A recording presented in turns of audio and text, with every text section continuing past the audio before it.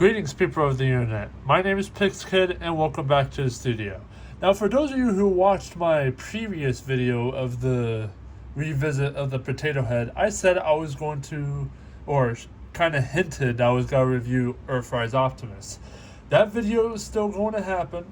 It's just going to be a little delayed. However, I did prepare for this. For today's video is about Transformers Cyberworld Galvatron.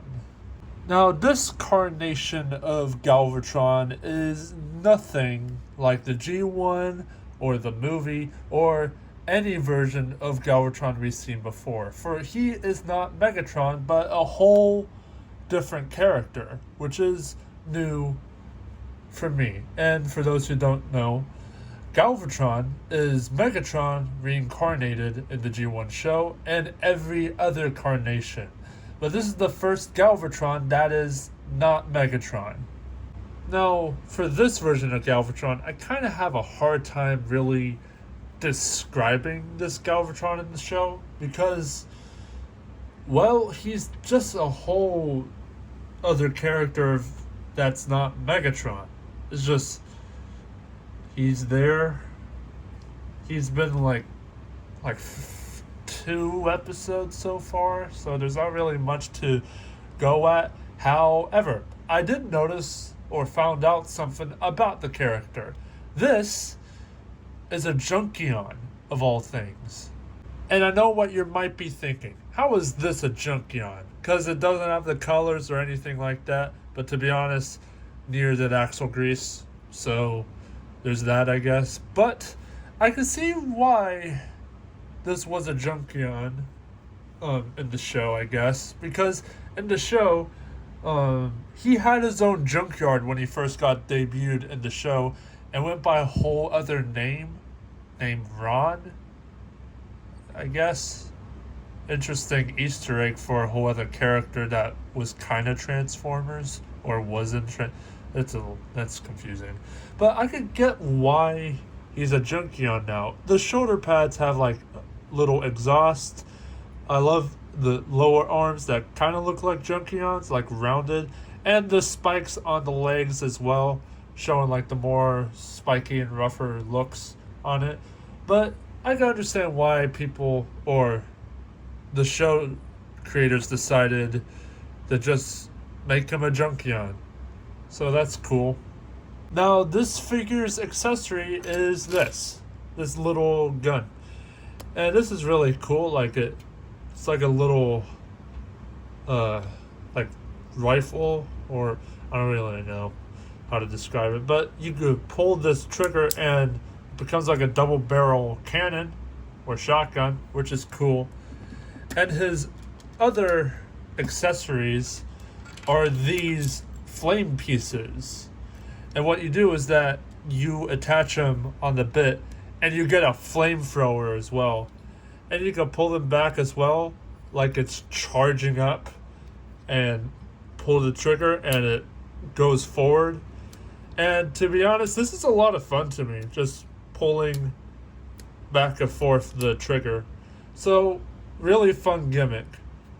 The other accessory is this tail piece that for his dragon mode. It attaches to the hand as well, but it looks really dumb. So I just keep it in the back. It's actually accurate to the show as well, which is neat. So there's that. And also weapon storage as well for the thing. So you could have all the bits on the back as well. Not bad. Posability is not much. You have a ball joint in the shoulder, no elbow, no head swivel, a ball joint on the hip, and a hinge on the knee. And that's it. Like, that is literally all the posability you are getting out of this figure. But sometimes that's kind of all you need, to me at least. Now on to the transformation. Galvatron's transformation is fairly simple, and it's literally just crunching up the legs and folding down the chest a bit and folding up the dragon head to get this thing. I don't know what they were going for with this, honestly, because it feels like it's just being multiple things at once. engine block for a chest, um, organic looking head and tail. Literally the back and the top of a jet along with its wings. It's like being multiple things at once, which makes total sense for a Junkion. So it's doing a good work being a Junkion, I guess, in that department. But it's literally just a guy on all fours and walking on his knees, and that's it. You can forget about posability about this animal mode because you get a hinge like at the jaw to move his jaw, and that's pretty much it because the rest of the figure is practically a brick. You can put the accessory on top on his head as well to make it more goofy looking, to be honest. It just looks like a turd on a table.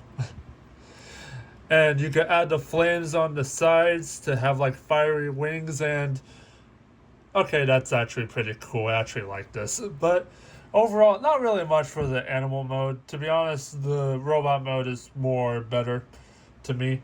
But still, not bad for a beast former meant for kids. But not much going on, honestly. But that's okay. Transforming Galvatron back in his robot mode, it's time for the size comparisons now.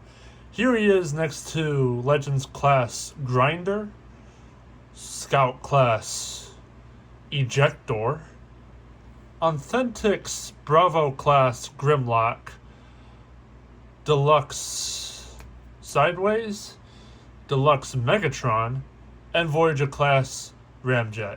So he's not really big, but he's not fully small either, so not bad for like a small deluxe. So overall, I actually really like this figure. Despite the clunky like dragon mode, I actually really like this figure. I actually like him in the show as well. It's just I have a hard time describing the character in the show because this version of Galvatron is a new interpretation of Galvatron, like I said before. And I'm really glad for that. And it's really cool to see an interesting take off of a wannabe Junkion. And I don't really have anything else to say about Galvatron. Just to say that he's a unique new figure, and I suggest you pick him up because I think he's really awesome. And I think you guys will love him as well. But I think that's going to wrap it up for now. As always, my name is Pixkid, and I'll catch you all next time.